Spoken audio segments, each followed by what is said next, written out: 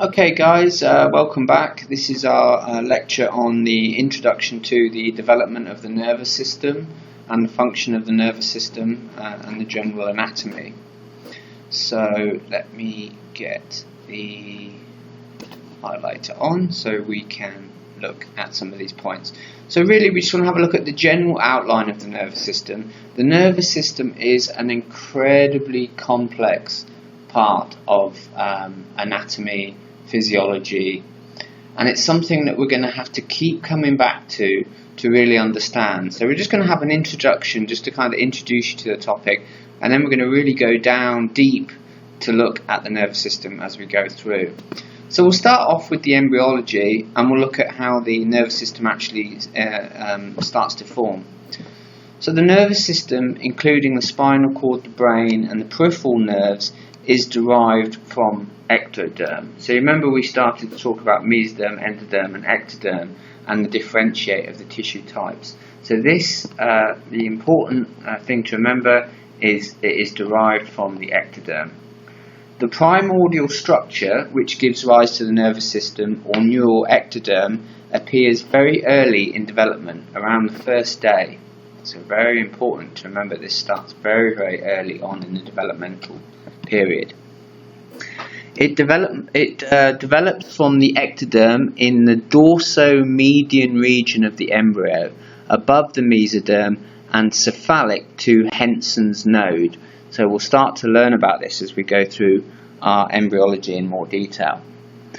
The central nervous system, the CNS, is formed in week 3, and its is formed in week 3 of development, during which time the neural plate begins to develop. The neural plate, consisting of the neuroectoderm, becomes the neural tube which gives rise to the brain and ultimately the spinal cord. Neurulation, as you'll start to learn about, is the transformation of the ectoderm overlying the notochord into a neural tube which is flanked by 2 longitudinal formations, the neural crests. The rostral part of the neural tube becomes the adult brain. I'm going to highlight this for you. So this is the rostral part of the neural tube becomes the adult brain, and the caudal part, so this hopefully will bring you back to our earlier lecture where we talked about cranial, caudal, proximal, distal, of the neural tube becomes the adult spinal cord. And so here we can just see the 3 layers. We have the ectoderm, the mesoderm and the endoderm. We have the notochord. This is the early neurulation. It's just kind of flat plate.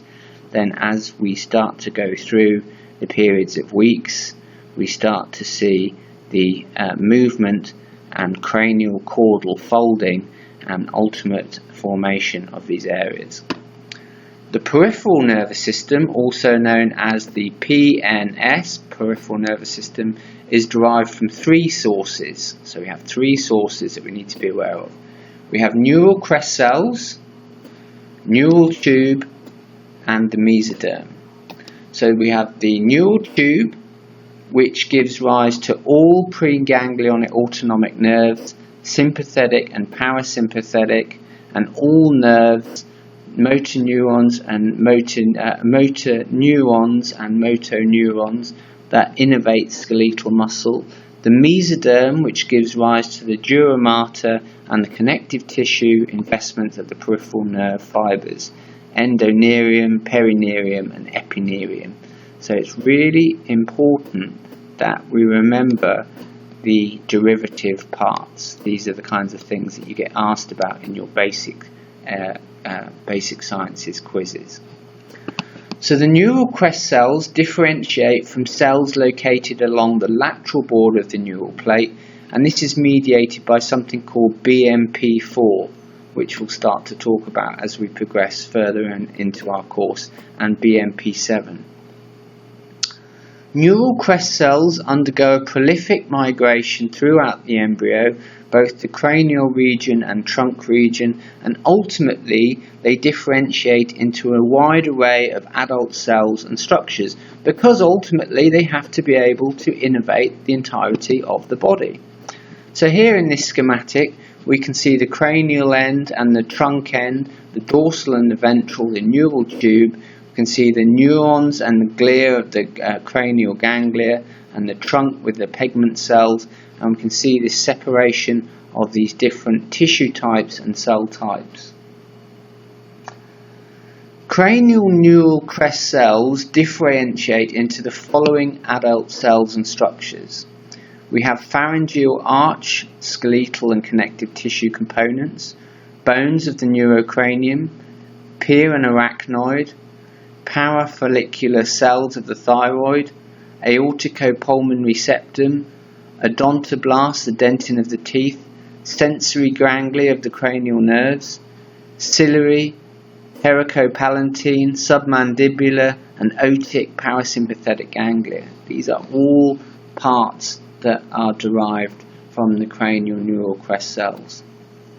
Trunk neural crest cells differentiate into the following adult cells and structures: melanocytes, Schwann cells, chromaffin cells of the adrenal medulla, dorsal root ganglia, sympathetic chain ganglia, prevertebral sympathetic ganglia, enteric parasympathetic ganglia of the gut, the Meissner and Albert plexus, and the abdominopelvic cavity and the parasympathetic ganglia. So please review the different structures formed from each. Histologically, we have two types of neural cells in the nervous system. We have neurons for the processing, transfer and storage of information, and neuroglia for the support, regulation and protection of neurons. And here in this image we can just see a neuron, the dendrite, the region of the synapse, and the different parts that we'll start to look at in our histology. So the peripheral nervous system and the central nervous system, very, very complex thing that we're going to go over for several periods of time. So we'll start with the central nervous system, and then we'll have a look at the peripheral nervous system. Then we'll start to consider things like general somatic efferents and afferents, general visceral efferents and afferents, sensory descending and motor ascending pathways. But these are all things that we'll cover in much more detail as we progress on to the more advanced stages of the course. So the central nervous system, we have a grey matter organisation. We have the neural cortex. It's grey matter on the surface of the brain. So this is what we see when we are in our lab dissection and we initially remove the brain from the cranium. This is the first area that we feel and touch upon.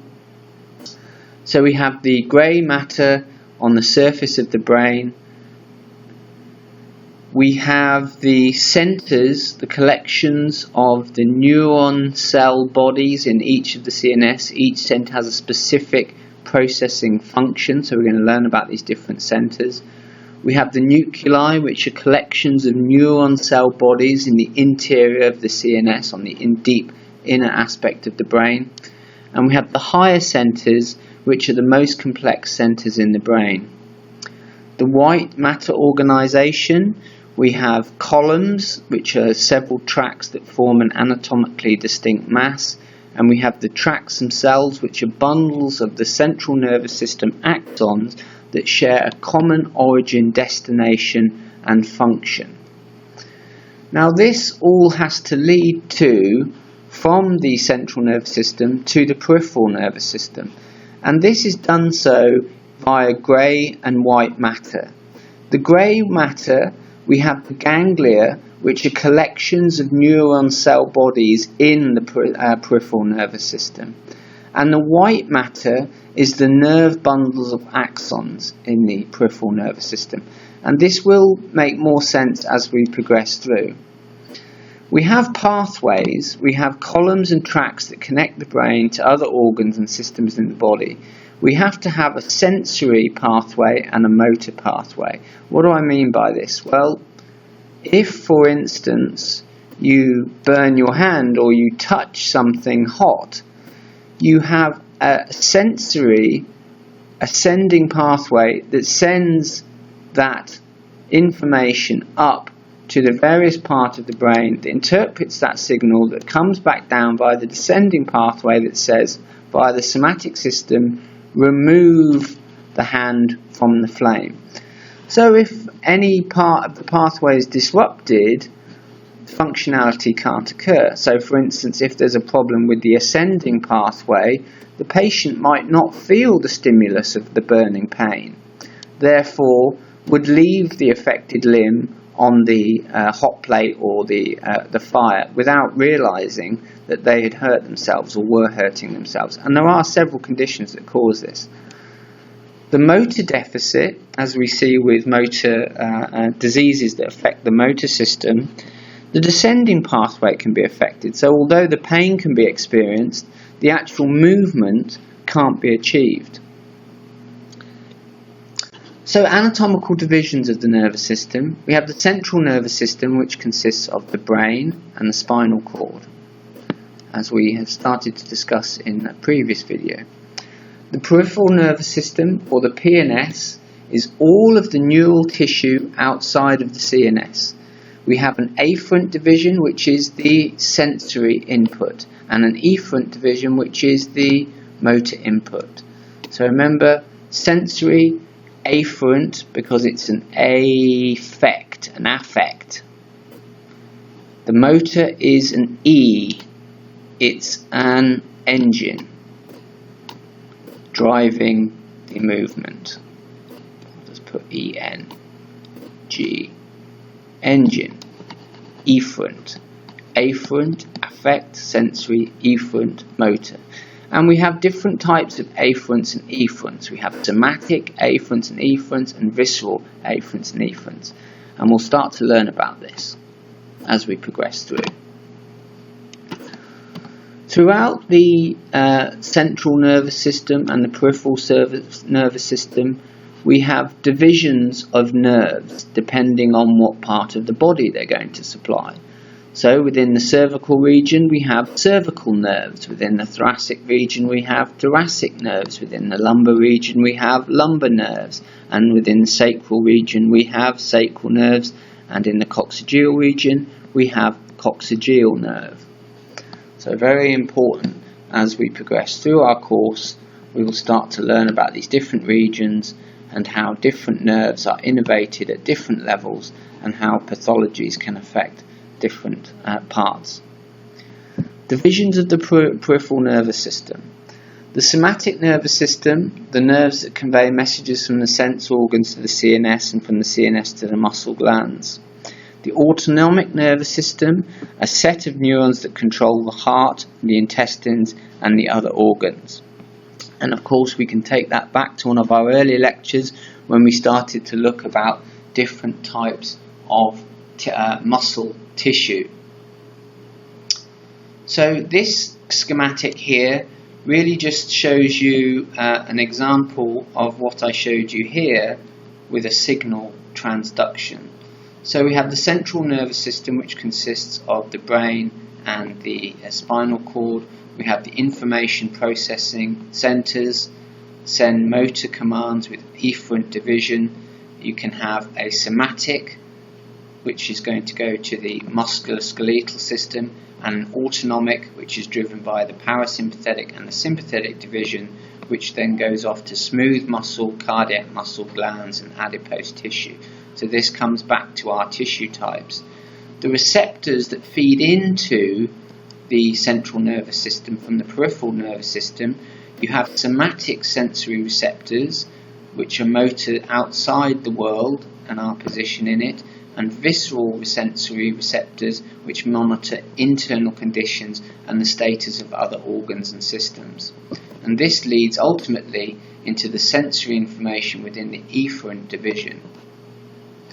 Now this may look very complex, but as we break this down over time, you will see that the whole thing is very much like a kind of rudimentary wiring diagram, and so we will break it down and learn about it. The brain has different areas. Of course, all of the different areas have different functional parts. We have the frontal lobe, which is responsible for planning of movements, recent memory, some aspects of emotion. The temporal lobe, which is responsible for hearing, advanced visual processing. The precentral gyrus, which is where we have our primary motor cortex. Our central sulcus, our postcentral gyrus, primary somatosensory cortex, our parietal lobe, body sensations, and our occipital lobe, which is involved also with vision. So important different parts of the brain, and what we do as we go through and we start to look at neuroanatomy, we cross-section and learn all of these individual parts and look at how the function occurs. Functions of the nervous system. We have sensory, which monitors internal and external environment through presence of receptors. We have integration, which is integration of sensory information or information process via complex higher order functions. And we have motor response to information processed through stimulation of effectors, muscle contraction and glandular secretion. The cranial nerves, as we'll start to cover, we have 12 pairs of cranial nerves: olfactory, optic, ocular, trochlear, trigeminal, abducens, facial, vestibulococcygeal, glossopharyngeal, vagus, spinal accessory and hypoglossal.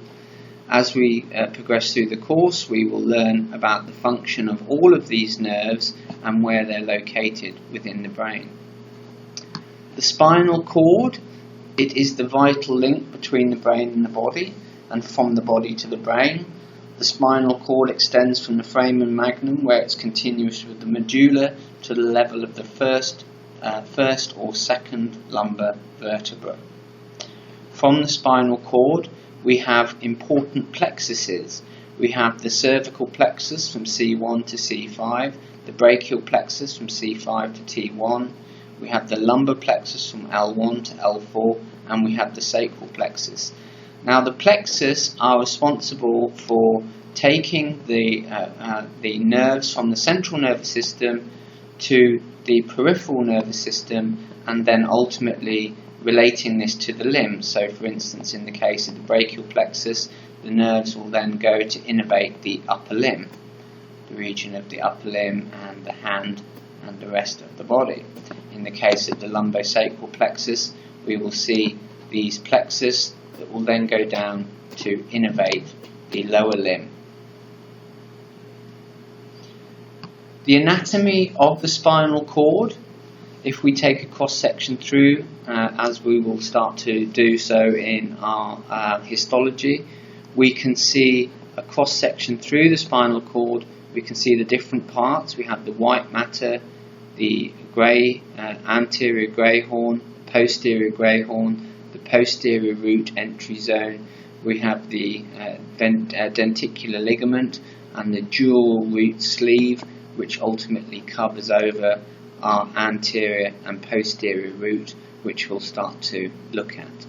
And here we can just see that all taken away. We have the posterior grey horn, posterior grey horns, anterior grey horns, posterior rootlets, and the anterior rootlets, the posterior and the anterior rootlets coming together to form a mixed spinal nerve, which we'll start to learn about.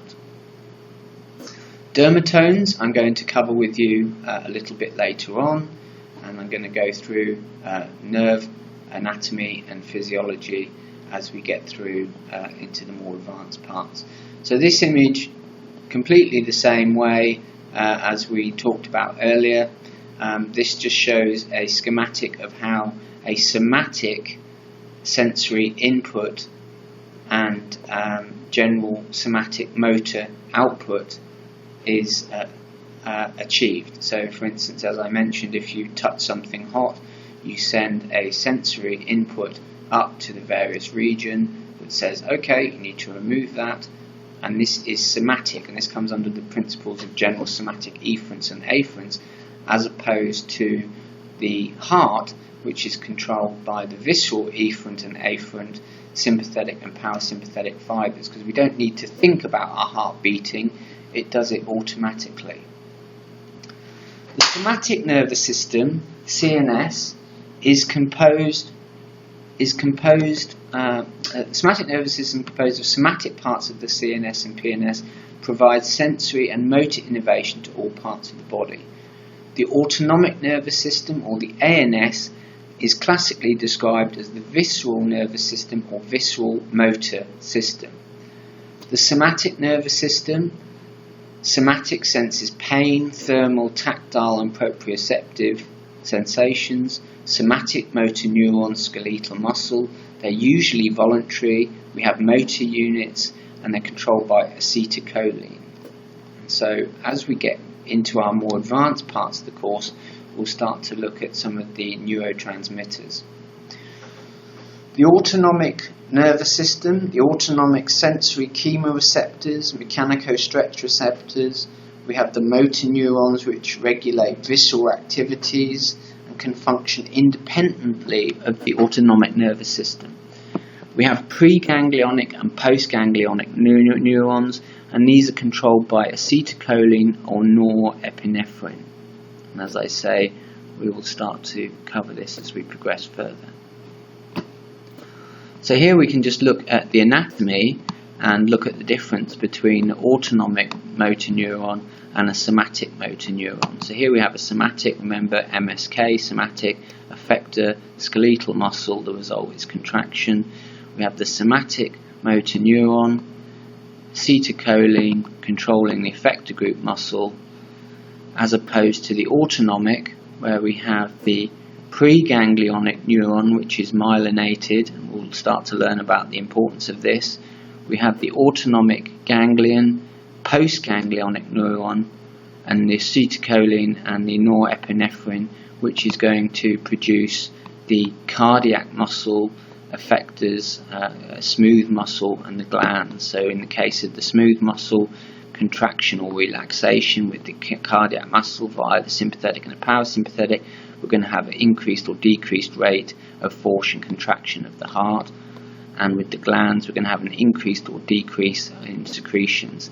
So this becomes important, that we need to understand the difference between the somatic and the autonomic, and the difference between the acetylcholine from the somatic, the autonomic nervous system having the acetylcholine or norepinephrine, and of course this postganglionic part within the autonomic nervous system.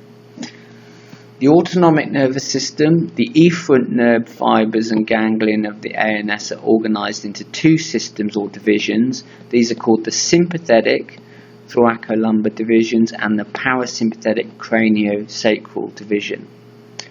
The sympathetic trunk, which is paired, innervate organs above the diaphragm, the superior, middle and inferior cervical ganglion. The prevertebral, which are unpaired below the diaphragm, innervate the celiac, superior and inferior mesenteric ganglion. The parasympathetic preganglionic axons are longer than the sympathetic ganglia, and the preganglionic neurons are myelinated and postganglionic neurons are not. And so here we have an example of the sympathetic thoracolumbar division. And so what we will do is we will go through and cover this right back from the basics, so you can have a look at the difference between the sympathetic and the parasympathetic and how the two interact and communicate. We have an action by neurotransmitters within the ANS, the autonomic nervous system. We have the acetylcholine, which is responsible for cholinergic neurons, all preganglionic, sympathetic postganglionic innervation of the sweat glands, all parasympathetic postganglionic neurons, nicotinic muscarinic receptors, which we'll start to learn about when we review our biochemistry, which of course we have to really understand the function of the nervous system. The norepinephrine, the adrenergic, we have A and B receptors and can be either excitatory or inhibitory depending on the function. The overall function of the ANS is, or the autonomic nervous system, is fight or flight, sympathetic, more widespread and longer lasting, Norepinephrine and epinephrine can act as hormones as well as neurotransmitters. The rest and digest via the parasympathetic is involved with salivation, lacrimation, urination, digestion and defecation. Control of autonomic functions such as the reflexes for blood pressure, digestion, defecation and urination. Control within the brain, brainstem, cardiovascular, swallowing and digestion. So these are all of the basic introductory points that I want you just to have a very, very basic understanding of at this point. And as I say, we will go back through and dissect this out into much more manageable terms over the next few weeks. And you'll really start to see it within the first chapter as we start to look at the region of the thorax, and we start to look at the cardiovascular system, we look at the pulmonary system, we look at visceral efferents and afferents and somatic efferents and afferents and the function of breathing and control of the heart. So thank you very much, guys. I shall see you all in our next lecture.